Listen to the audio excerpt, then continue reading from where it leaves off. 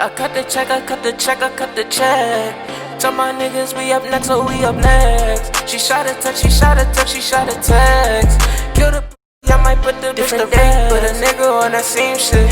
I've been ballin' with my niggas, Kevin Cambridge. Oh, you drippy, but you better tuck your chain quick. What's good, y'all? We back with another episode. First of all, I want to say it's raining outside, so it looks kind of dark. I got this new light, but every time I turn it on, it turns off out of nowhere. So if it turns off and I have to use my old light, just bear with me. That's all I got for right now. I'm gonna try to get like a brighter light in here just in case something like this happens where I have no light. So, first off, another thing I want to say is subscribe, like, and share the video. Let me make sure my mic is on. Okay, subscribe, like, and share the video, please. I've been getting a lot of views. Well, my last video didn't get no views. But before that, I've been getting a lot of views, and I still got the same amount of subscribers. So just please subscribe, like, share the video to your friends, family, and we can keep going over here. But today we got a lot of stuff to talk about. Like I told you, I was gonna come in and name the top 8 seeds on the East. But first off, I want to talk about the NFL. I want to talk about the games yesterday. The games yesterday were kind of weird. So Denver's quarterback, all Denver's quarterbacks, one of them had coronavirus, and then in the NFL they move as groups. So the quarterbacks move together, running backs move together, defense always with each other. That's how they move.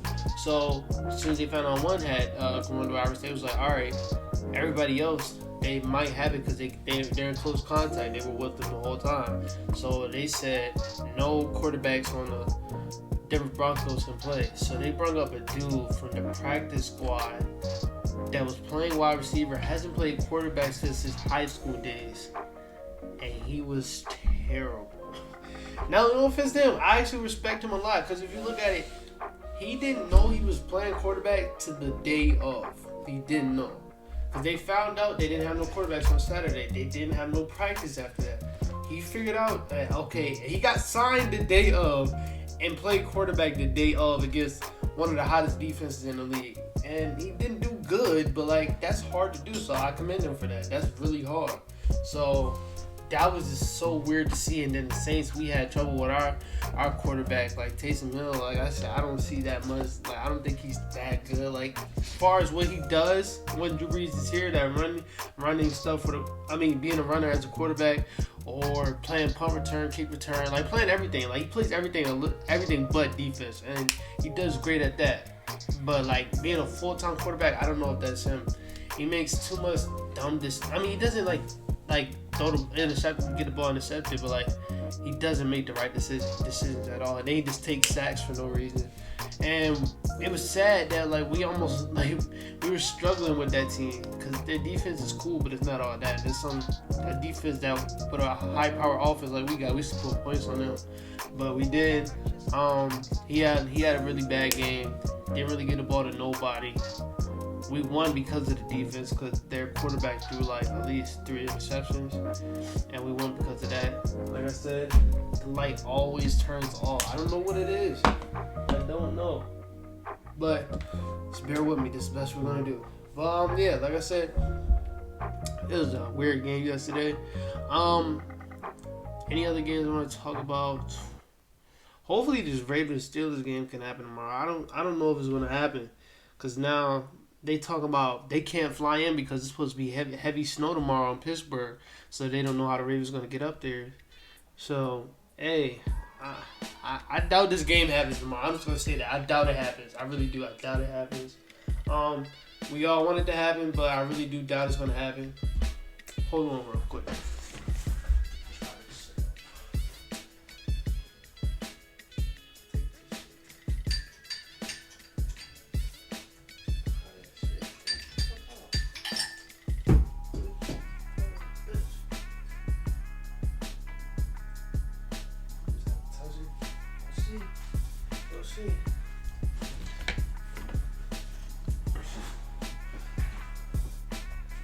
Hopefully the light can stay on. If it goes off, I'm gonna have to stop again.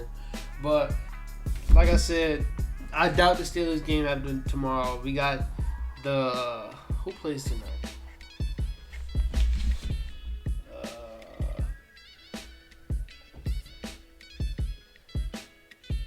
We got Seahawks versus the Eagles tonight. I expect this to actually be a good game. Russell Wilson hasn't been playing that good. The Seahawks haven't been that good. The defense has been better, which is really good for them because they're a Super Bowl contending team with a high-powered offense, and the only thing they lacked was a good defense. But the defense has been playing very decent lately. It's just the offense has been high-powered. Russell Wilson started off great. Now the dude has like 6-7 interceptions, and he went the first 6 games without none. It's only week 10. Got like 7 interceptions in 5 weeks, but that's crazy. But yeah, like I said, it's gonna be a decent game. I don't think the coach for the Eagles is gonna ever bench Carson Wentz, so I'm not gonna say this is a big game for Carson Wentz because I feel like he's gonna go out there and do Carson Wentz thing. He's gonna have a couple great throws and then a lot of dumb decisions, and he's never gonna get benched. And it's crazy. I don't want him to get benched. To me, I don't want him to get benched.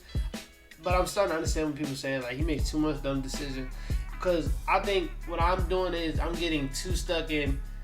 He was an MVP candidate 2 years ago. He was the MVP. He was definitely an MVP 2 years ago, and that's when he had weapons. That's when he was healthy, and that's when the Eagles were actually good. Well, they're not no more. They're never healthy, and even when he does have a little bit of weapons, he does nothing with them. So I don't know. I probably got to stop thinking like that. Maybe he is like not what I thought he was 2 years ago. But hey, we said that for Derek Carr, and Derek Carr's been playing lights out. So just give him time. He'll learn. He's only like 26. That's young for a quarterback in the NFL. So he'll learn. But other than that, yesterday was a really eventful day. The thing I'm still happy about is the Redskins and the Giants are number 1 in their division. I hope they win their division. I don't want the Eagles nor the Cowboys to win their division at all. I feel like the Redskins and the Giants are just better. Their defenses are so slept on.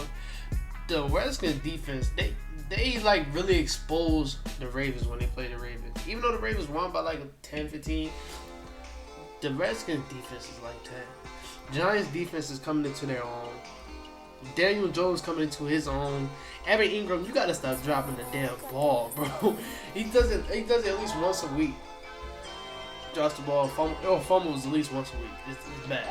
But Daniel Jones is not a bad quarterback at all. If I was them in the draft, they're gonna have a high pick. I'm not drafting a quarterback. I like Daniel Jones. I feel like he's really underrated because he plays for the Giants. And because he does do a lot of dumb stuff. He's young. Not everybody's gonna come in and play like Patrick Mahomes and Lamar Jackson. He's young, bro. He's young. So yeah, I really like Daniel Jones. I like the Redskins team. I'm mad that the Redskins benched. Well, I keep saying the Redskins, the Washington football team. I'm mad that they benched what's his name? Dwayne Haskins. I'm mad they benched him. It was crazy. They benched him after he had a really good game against the Ravens. It was so weird. You see that? Like, what the hell, bro? But yeah, I'm mad they benched him. It's weird. It's weird. But I'm going to the East and NFC. The NBA talk because this light's actually dumb as hell. I don't want this video's gonna look bad. So, like I said, I'm coming here to name the playoffs teams for next year. This is my prediction, and I don't know. Let's go. So I feel like number 1,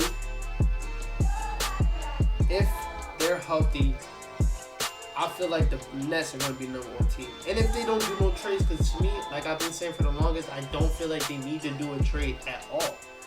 They will roll out a lineup with Kyrie, Kemba, KD, actually Joe Harris, KD, and DeAndre Jordan or Jared Allen, whatever one. That is a great lineup. Then you got Spencer Dinwiddie off the bench. You got either DeAndre Jordan or whatchamacallit off the bench. You got Bruce Brown off the bench, which was a really good trade. They got Jeff Green. They got Nicholas Clarkson, who is really talented. It's a project with him, but he's really talented. Really talented. Like they asked Spencer Dinwiddie last year, who's the most talented on the team? He said, other than KD, because that's just the obvious answer. KD is one of the most talented of all time.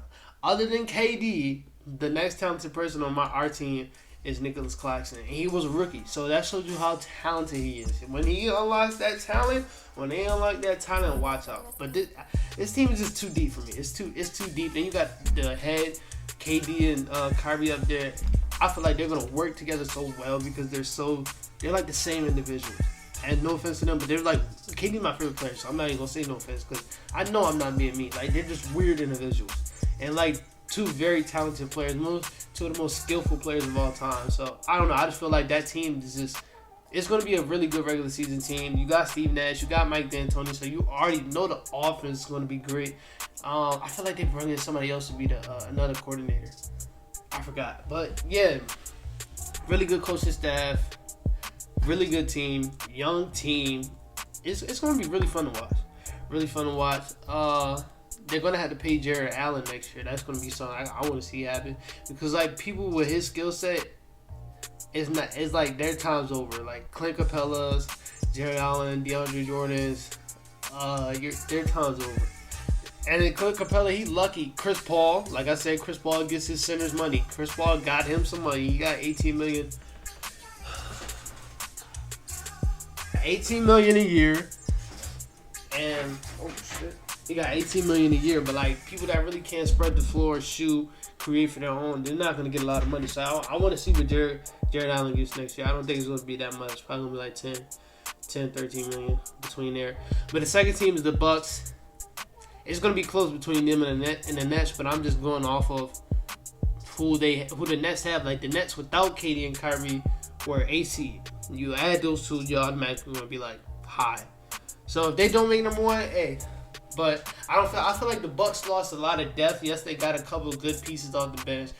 Brian Flores or Brent Flores, whatever his name is, that's a really good piece that can shoot the ball. Sometimes create for his own. They got Nick Stauskas. Who else did they get? Did they get anyone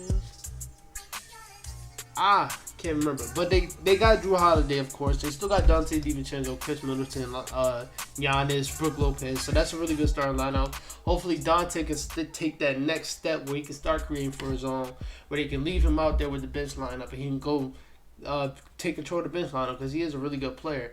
And, of course, they will want Bogdan. That will basically secure Giannis signing to the Bucks with a Supermax, but now they don't know if he's going to sign because that deal didn't fall through.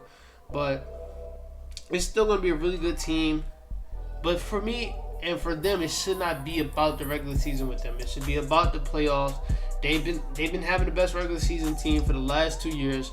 Now if they come out here and have the best regular season team this year, we're not gonna look at it and be like, whoa, they're gonna cruise to the playoffs like we've been thinking for the past 2 years because the regular season team was amazing, but they stunk in the playoffs. So that's what we're automatically gonna think.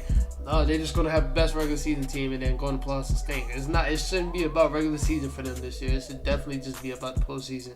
Even if they go out and get 49 wins.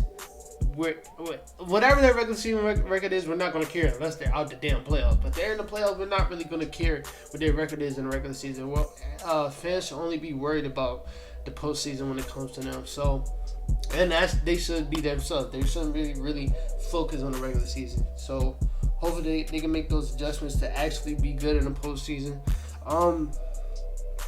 Number 3 is Philly. I don't think Philly's going to have a better year this year. I think getting rid of Al Horford was amazing. It was great. Getting Seth Curry, amazing, great. Danny Green, amazing, great. And people might be like, Danny Green, amazing, great. Stop. Let's stop being mean to Danny Green. Like, he's still not a sharpshooter. He just had a really bad playoffs. And he didn't really play bad all last season. He was arguably our third best player until the bubble came. So let's stop that. Let's stop. He's still a great player. Good defender. I feel like that lineup, if their starting lineup with Ben Simmons at the 1, Seth at the 2, Danny Green at the 3. Obviously Ben Simmons will be guarding the 3s, but on the offense he's gonna play the 1. Who's going to be Tobias Harris at the 4 and Joel Embiid at the 5. I feel like this is a great lineup. Then you got Tyrese Maxey off the bench, Shake Milton off the bench, Matisse Thybulle off the bench, Mike Scott off the bench, Dwight Howard off the bench. You got a little starting lineup coming off the bench. Like, this is going to be a deep, fun team to watch. It's going to be one of those fun 76ers teams to watch. Seth Curry, like I said, that's a really underrated trade. I feel like they won that trade the most. I know Josh Richardson is going to be great for the Dallas Mavericks, but Seth Curry is going to be amazing for this team. A person that not only is a spot-up shooter, you know he shoots 40% 47% in his career from three. That is amazing. That's high. But he showed last season that he can also create for his own at a great level. I'm just gonna have to do that the whole video because I don't feel like editing. But he's gonna have to do that for his own at a great level. I mean he does that for damn, I forgot. You damn right. But last season he had a really good season. He created for his own a lot. I remember when Luka didn't play, he was taking off. Like he had a 30-point game against the Bucks. He had a couple 30-point games last year, and it wasn't just straight shooting. Like he was really taking off. It was him and Kristaps Porzingis taking off when Luka was getting hurt. So that was a really great trade for them. Daryl Morey came in, shook the lineup up, and now they actually look like a really good contending team to me. Hopefully Joel can come out and have the season that I need him to have. I'm a really big Joel fan. I'm a really big Ben Simmons fan. Joel has so much potential if he just stop with the antics and just focus on basketball. Joel is going to be great. Ben Simmons, we know about Ben Simmons. Ben Simmons, hopefully he has a big offensive year. We already know what it is on defense. I'm not just talking about transition. I'm talking about creating for his own. If he can unlock that team will be amazing. But that's number 3. Number 4 is Celtics. And this is hard between the Celtics or the Raptors or the Indiana Pacers or the Heat. This is hard. But matter of fact, I'm gonna go Heat. Heat number 4. You got Goran. You got Duncan at the 2. Jimmy at the 3. I don't know who's going to start there 4. I guess Mo Harkless going to start the 4. That is a little bit of a downgrade to Jay Crowder because Jay Crowder was a sharp shooter, even though he was shooting terrible in the finals. Dude was shooting terrible in the finals. But up to that, he was going crazy in that bubble. He was a sharp shooter. Mo Harkless is a person that can spread the floor, shoot the ball, play great defense, can guard literally 1 through 4. So that was a great pickup in their that was a great pickup in my thought. That was a great pickup. You still got Bam Adebayo. That shit's gonna get on my nerves. They still got Bam Adebayo.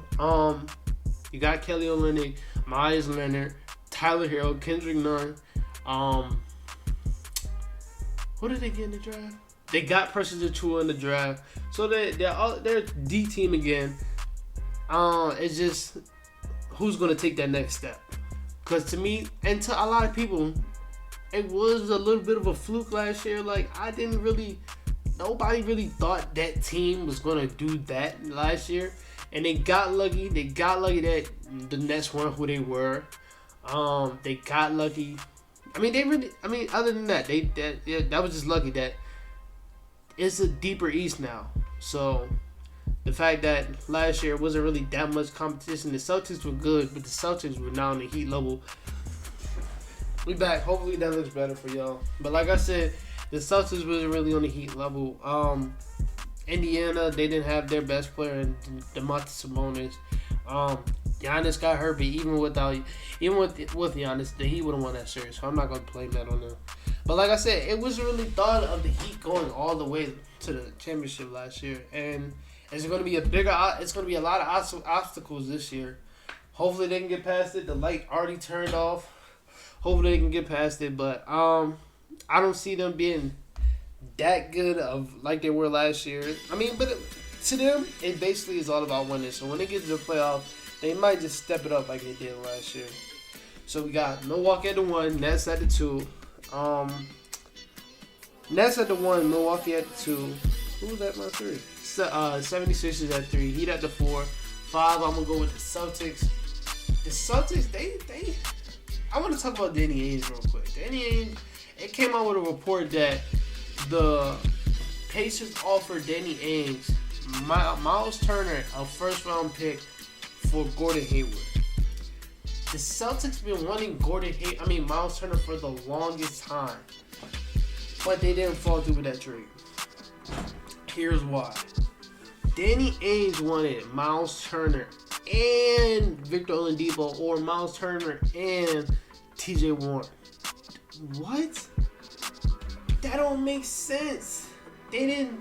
They didn't follow through with that trade. Now they lost Gordon Hayward for a second-round pick. Like, what? But the thing that I'm thinking he's going to do, if he does it, is going to be smart. And I will give him his props back. I'll take all this away. They said by trading him for a second-round pick, they get a $27 million trade exception. So I'm thinking they about to make a splash with that trade exception. You trade one of your young players, Romeo Langford, the person you don't even use anyway. You trade another young player with that trade exception, with a first-round pick or second-round pick that you may have gotten, and you trade him for a center that's better than Miles Turner, even though Miles Turner would have fit so perfectly and probably better than that center that y'all might want because he can shoot and he can block shots. That's all you need him to do. But if you go out and use that $27 million trade exception, you go get a Rudy Gobert, you go get a Clint Capella, I will understand why he didn't pull the trigger, but it would still be like, what the hell? Like, you've been winning Miles Turner for so long. But now you just lost him for a second-round pick. I mean, now you just lost Gordon Hayward for a second-round pick. But like I said, they might trade that trade exception and they might use that to go get somebody bigger. So, if they do that, then that's smart. That's smart. But, other than that, this team, I see them just taking another step. I see Jaylen Brown, Jason Tatum taking another step to being solidified All-Star. Jason Tatum's already an All-Star. I feel like Jaylen Brown's going to come and be an All-Star next year. Kemba, I don't know what his value is. I hope he can come back and play like Kemba that we know, but like, he had a really off year last year, and it was not even off for him. Like, he averaged like 19 to 20 points as a third option. That's still amazing. But like, he kept getting hurt, so like, it was kind of off for him. So hopefully he can be healthy throughout this whole season. They got Enes Kanter. I mean, no, they traded him. They got Daniel Tyson, who I feel like is really underrated. Plays really good defense. He can go out there and switch on a guard. He's not gonna clamp up a guard. He can't, like, he can guard a guard though. Like, I wouldn't be mad at switching him on a guard. He's like quick on his feet for a big man. He's only like 6'9". He protects the rim, runs the floor, can shoot the ball. He's perfect for that team too. But I don't know why they want to get another center. But like, if you look from 1 through 4, that is the best way you can get better at.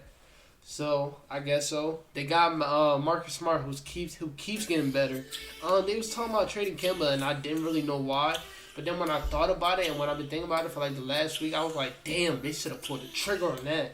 You trade Kemba to like Utah for Rudy Gobert. You got that center, bro. Marcus Smart can play point guard if he want. He could really play point guard if he want. It be some times where he looks better for that Celtics team than Kemba Walker does. And that they wouldn't really lost that much. They actually would have won that trade. So I understand why they was thinking that, but Kemba Walker didn't really have that value at that time. Like I said, he didn't have a really good season last year. So, hey, hopefully he can have a really good season. Marcus Smart, my guy, does everything on the floor. Everything on the floor. He was shooting the hell out of the ball last year, so hopefully he can keep doing that. But other than that, the depth of this team is not that good. Like, off the bench, it's just a lot of little second-year, first-year players. So let's see what they do. They got Robert Williams off the bench, a really energetic player. They lost Brad Wanamaker. So, hey, I don't know what they're going to do out the bench. Maybe Carson Edwards, Jamal Waters going to get some more playing time. Taco's going to get more playing time. He got signed to a 2-way deal this year. So he's definitely getting more playing time. But other than that, we don't really know. But they're going to be at my 5 for next year. Number 6, I'm going to say Indiana. Right, we at number 6. Next, Bucks, 76ers, Celtics. Heat, Celtics. 6, I'm going to say Indiana. Hopefully, this is, I just hope, because he's one of my favorite players. Hopefully, VO comes back to being the most improved player, VO. I don't know, man. It looks like he's lost his step when I watched him in a bubble. But hopefully, he can come back and look like the most improved player. You got Domantas Sabonis. Hopefully, that injury didn't make him even worse. He was an all-star last year, walking double-double. Hopefully he can spread the floor a little bit more this year. They're definitely going to get rid of Miles Turner at some point this year. I feel it coming. Hopefully that bubble TJ Warren wasn't a fluke. Hopefully he can come out and have some of those big games like he had last year, because they're definitely going to need it if Victor Oladipo is not like he was before.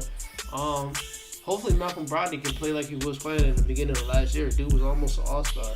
And then he started shooting terrible this year, and that's not what Malcolm Brogdon does. He's a 50, 40, 90 club player. So hopefully he can get back into that. They got a little good bench. They got Aaron Holiday, Doug McDermott, Justin Holiday. They got Goga Bitadze, who they drafted last year. So hopefully he can get a little bit more playing time. They drafted Cassius Stanley, so that's going to be really good. They're going to have a really decent bench. I don't know who their new coach is. He was like a Raptors assistant or something. So, hey, hopefully he can come out there with a good system for that team. It's a really good all-around team right here.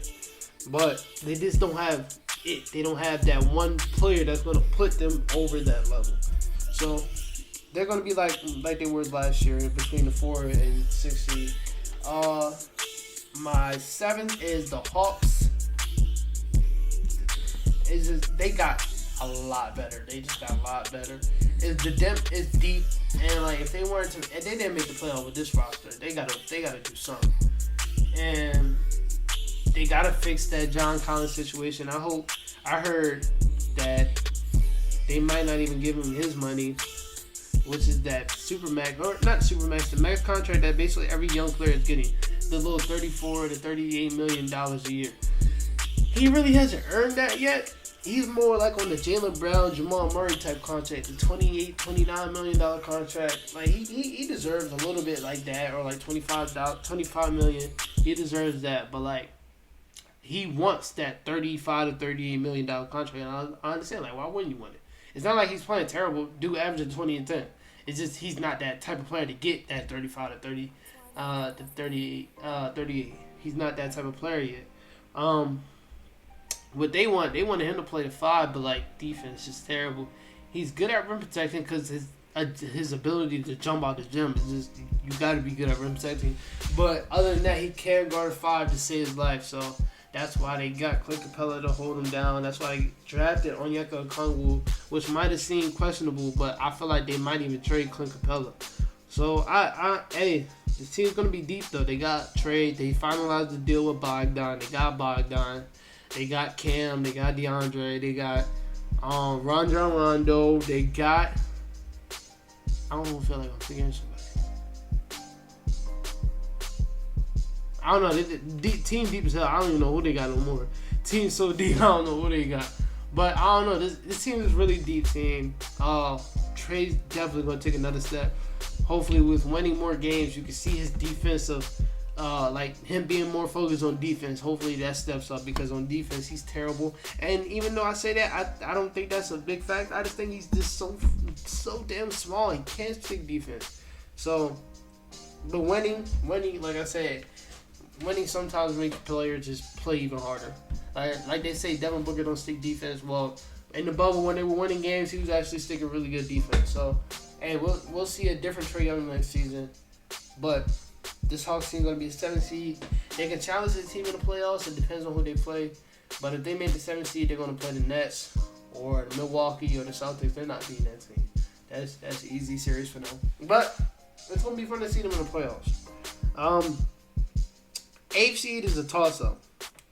8th seed is a toss-up. Charlotte got better. I don't care what nobody says. Charlotte got better. John Wall is coming back for Washington, but we don't know. Because it was a report that he wanted to get traded. Chicago wasn't far from making the playoffs. It's between those teams to me. I will give it to Wizards because they have the better players. They're used to it. You plug in John Wall, if he doesn't get traded, that's a definite that they made the playoffs to me. You got Bradley Beal, who's near superstar level right now. And you got John Wall, who really, when you look at the highlights that he's been putting out lately, he doesn't really look like he lost his step. Like, he looks like he got better. Like, shooting looks like he got way better. Well, you don't really know. You can't really judge a playoff highlight tape because that is a highlight tape. You never see the lowlights. So, I don't want to judge it off that. They got Rui Hachimura, who's a player that I really like. A player that's really underrated in that last year's draft class. I really like Rui Hachimura. That mid-range game is nasty. He is explosive, strong. He's not that bad on defense, too. Like, people said coming out of college, their comparison was like, not right now, but when he gets it all set and like when he gets it together, he can be a little Kawhi, and I see it a little bit. But I really like him. They got the person back that they really needed in Davis Bertans. You put him next to John Wall, he's gonna get a lot of shots. You got Thomas Bryant, who's a shooting big. Can't really protect the rim like that, but a shooting big. He gets rebounds. Who did they draft? They got Denny Avdija, my guy, that I wanted to draft. They still got Thomas Bryant. They still got Ish Smith and all them guys. So this team, I feel like that team gonna make the playoffs next year, but they're gonna get killed in the playoffs. But hey, I feel like that's still, you can never really count out John Wall and Bradley Beal. They've been a consistent backcourt. Every time they play, they're always in the playoffs. Always in the playoffs with each other. So you can never really count them out. Maybe they take a jump into those 6-7 seeds, because I don't feel like them 6-7 seeds are locks. I feel like the Hawks, or who did I say was 6? The Pacers can easily fall to the 8th seed. I feel like those three teams are gonna be separated by a little bit of games. The Hawks gonna be there. Charlotte, they can even hop in. I feel like from 6 to 10 is gonna be separated by at least 1 or 2 games. So you can see a team be in the playoffs because they won the last game of season. So we don't know.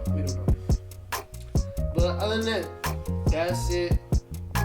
Sorry about my lights. I'm trying to figure it out. It sucks it had to rain today. I'm going to try to get out a video tomorrow to see if it rains tomorrow. Nope. So it's going to be sunlight out. So the view's going to be looking really better. I don't know what I'm going to talk about tomorrow. I'm not even going to try to tell y'all what I'm talking about tomorrow. I'm just going to make it up. But other than that, NBA season coming soon. December 22nd, preseason starts. I want to say next week or 2 weeks. So it's coming, man. I'm hyped. Corona's getting worse though, so hopefully it doesn't stop the NBA season at all. Hopefully not. Hopefully no players get it. Hopefully the NFL can get their coronavirus stuff down, because they've been going crazy with the virus the last few weeks. So hey, hopefully we can all get better. No coronavirus. NBA comes back. It's gonna be exciting. I want to see these rookies finally get back. NBA basketball under them, so it's gonna be fun. Other than that, this is it for the Between the Lines podcast. I'll see you guys later.